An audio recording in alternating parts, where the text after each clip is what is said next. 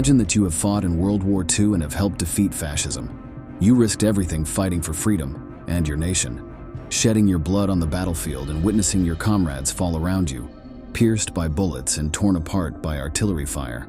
The only thing guiding you was the desire to prevent your homeland from falling into the clutches of Nazism. In one of those battles, you were captured by the Germans, who took advantage of the years of captivity to humiliate, torture, and degrade you in unimaginable ways. One day the war comes to an end. You are liberated, and you are allowed to return to your country. However, as soon as you set foot on the soil where you were born, you are arrested by your fellow countrymen, who point a rifle at you and mutter that your destiny is to be behind bars. By government order, you have been declared a traitor. Your great mistake was allowing the Nazis to capture you. Although you can't believe it, this is what happened to many Soviet prisoners of war. Today, in this new episode, we will tell you everything about their tragic adventure.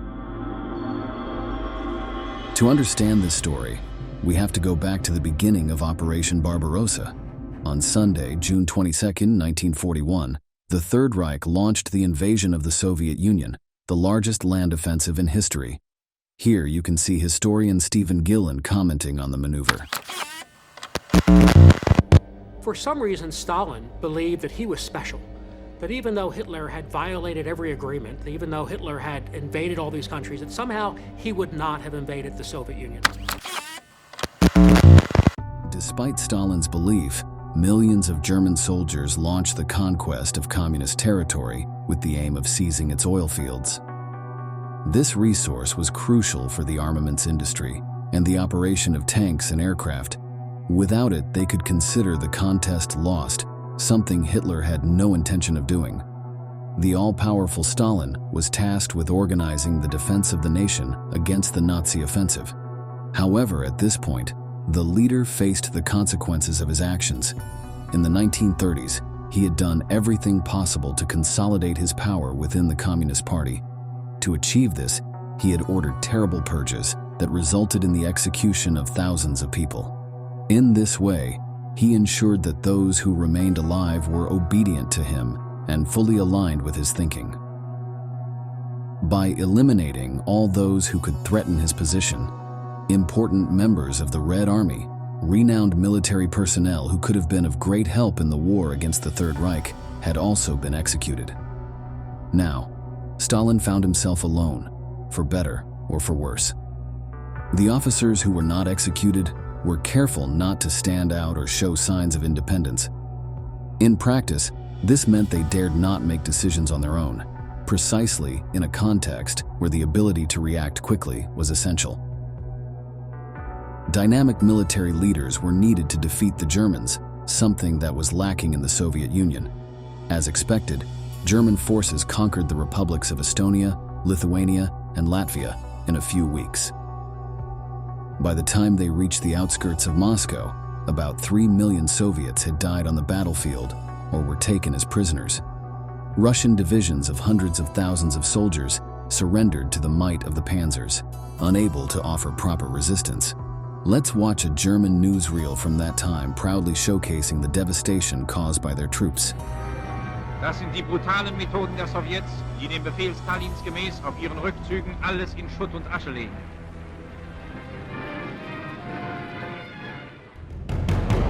In this context, communist authorities adopted a chilling measure. On August 16, 1941, by order of Stalin himself, the infamous Order 270 was issued. The directive stated that members of the Red Army must fight to the last man, and officers were forbidden to surrender to the Nazis. Soviets were to use all means at their disposal to fight and, if necessary, give their lives for the country. In case of surrender and being taken as prisoners, they would be considered deserters and, for this reason, would be harshly punished upon their return to their country. Furthermore, commanders who were unable to lead the course of battle properly could be executed on the spot and replaced by more efficient personnel. As if this were not enough, the regulation also stated that the families of deserters would lose state assistance, thus complicating their economic situation. Let's now listen to one of the most severe passages from Order 270. The shameful act of surrendering to our sworn enemy shows that these individuals are unstable and cowardly elements within the ranks of the Red Army, which does nothing but defend the motherland selflessly. Can we tolerate these deserters who surrendered to the fascists as prisoners, the chicken officers who, at the first obstacle, tear off their insignia and flee to the rear? No, we cannot. If we allow them to get away with it, they will destroy the nation, and that's why they must be destroyed.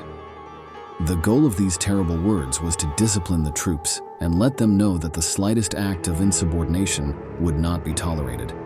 Soviet forces had to be dedicated to the task of eliminating Nazism, and for that, it was necessary for the soldiers to be 100% obedient. In these circumstances, the communist leader saw any sign of autonomy as a potential obstacle to the performance of the Red Army, and therefore it would be punished with death. It is said that after issuing this regulation, Stalin said the following phrase: "There are no Soviet prisoners of war. There are only traitors." Order 270 is a fundamental regulation to understand what the communist giant did with its soldiers who were taken prisoner after the end of World War II. Experts estimate that by May 1945, when Germany surrendered, almost 6 million Soviet soldiers and civilians had been captured. Of that total, more than 3 million perished during their captivity. The vast majority had been in the hands of the Nazis, who were responsible for abhorrent acts. It was supposed that the good treatment of prisoners of war was regulated by the Hague Convention of 1907 and the Geneva Convention of 1929, to which the Third Reich adhered. In fact, the American, English, and French troops, in general, received the care established by international law. However, the Soviets enjoyed none of these privileges. They were rather treated as scum that had to be exterminated. Here, you can see a former Russian detainee recalling those dark days. Each of the Americans received every Friday 5 kilos of food from the Red Cross, but the Germans gave us only 1 liter of turnip soup per day and 1 liter of water. We were dying by the tens and then by the hundreds.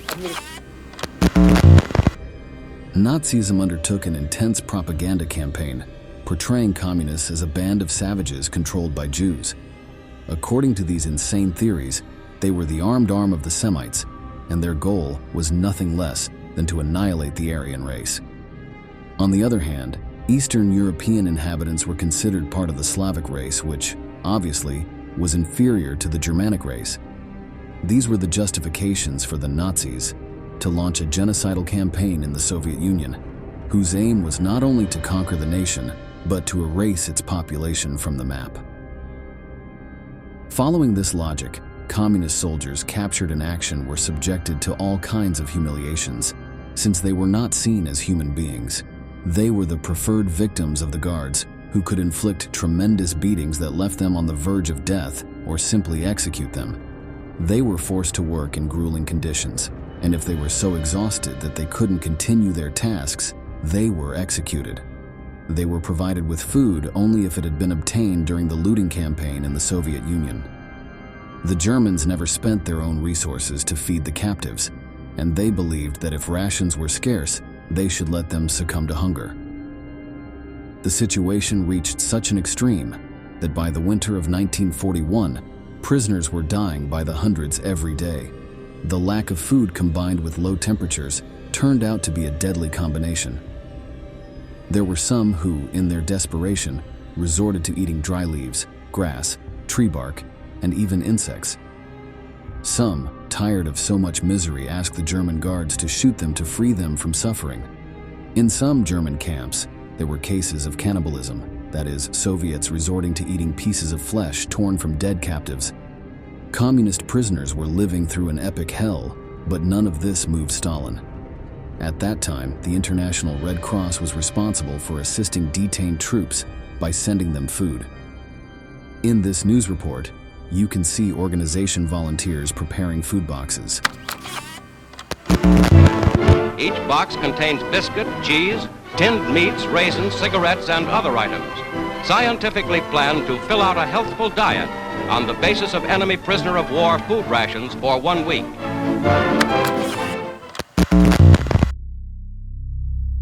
The Soviet General Secretary had the opportunity to collaborate with the Red Cross to help the captured soldiers of his country, but he refused to do so. Likewise, he rejected the possibility of signing an agreement with the Vatican for the Pope to mediate in the conflict and guarantee the good treatment of prisoners. True to his principles, Stalin decided that the best course of action was to demonstrate cold-bloodedness and let his men fend for themselves. This way, the troops that had not been caught would have more incentives to fight, not surrender, and avoid falling into the clutches of Nazism. It was an extremely twisted way of encouraging courage in his men. World War II ended in 1945, but the communist prisoners did not suspect that their martyrdom had only just begun. Soon, it would become clear that their situation could worsen to unimaginable levels. Initially, the communist government launched Operation Keelhaul, a forced repatriation of Soviet soldiers who had been fighting in Western Europe. For this, it received the collaboration of English and American authorities, which forced Russians who intended to stay in Germany or Italy to return to their home country. In some cases, those affected by this operation had fled Russia during the Bolshevik Revolution, so technically, they had never become Soviet citizens. None of this mattered to Stalin, who wanted everyone born in the territory of the former Tsarist Empire to return to live under communist ideals. At the Yalta Conference, held in February 1945, the Allied powers agreed that Soviet prisoners of war held by the Nazis would also be returned during the operation. The Crimean Conference has resulted in many great decisions for the future, but we may be sure that the first and greatest aim of the Allied leaders is a speedy and decisive end to this war and a guarantee that German military power will never rise again. Many specialists consider that, considering what these people would suffer in the near future, Keelhaul was a war crime committed by the victorious states in the fight against fascism. During the war, many prisoners were forced to join the Wehrmacht or the Waffen-SS and forced to fight against their own countrymen. That is why, after 1945, Stalin entrusted the NKVD, the People's Commissariat for Internal Affairs of the Soviet Union, to determine who had collaborated voluntarily with the Nazis and who had done so because they had no other choice. For this, the NKVD organized the so-called filtration camps, places where all soldiers returning from abroad had to go. There they had to prove that they remained loyal to the Moscow regime and had not opposed Order 270. The mere fact of having been captured by the Germans made them suspects, and that was why they were questioned about the circumstances of their arrest. But, in addition, these camps had a second objective, which was to determine if they had been in contact with prisoners from Western capitalist countries. If this had indeed happened, the next step was to find out how much their opinions about communism had changed since then, and if they had been contaminated by what authorities contemptuously called bourgeois ideology. For the Russian government, this was not a mere bureaucratic procedure. The future of the world was at stake here. The great powers knew that, after the defeat of fascism, a new and intense conflict between the capitalist and communist blocs was looming. In this context, Stalin believed that Soviet prisoners who had spent years living with Westerners could have been recruited as spies with the aim of destroying the motherland from within.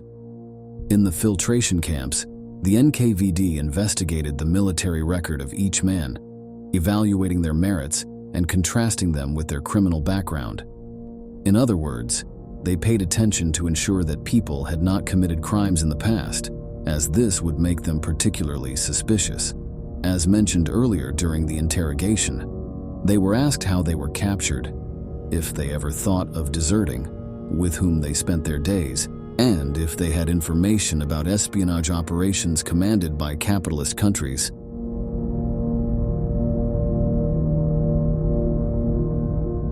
In parallel, camp inmates underwent extremely rigorous medical examinations to ensure they had not contracted any contagious diseases that could endanger the civilian population.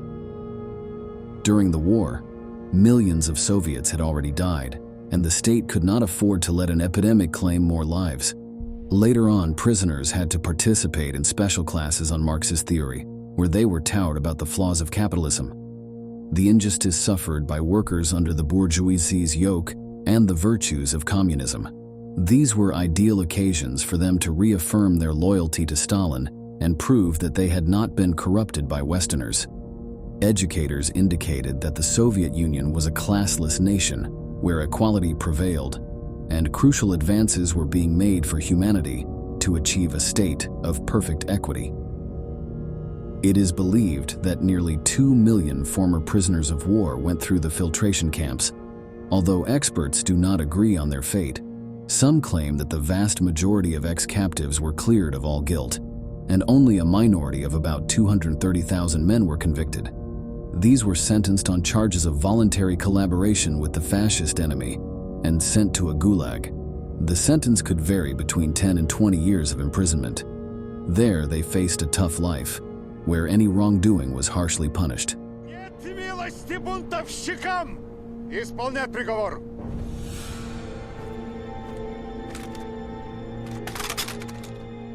Others were sentenced to remain as conscripts in the Red Army, with the exception that they were sent to a penal battalion, that is, a military unit composed of criminals.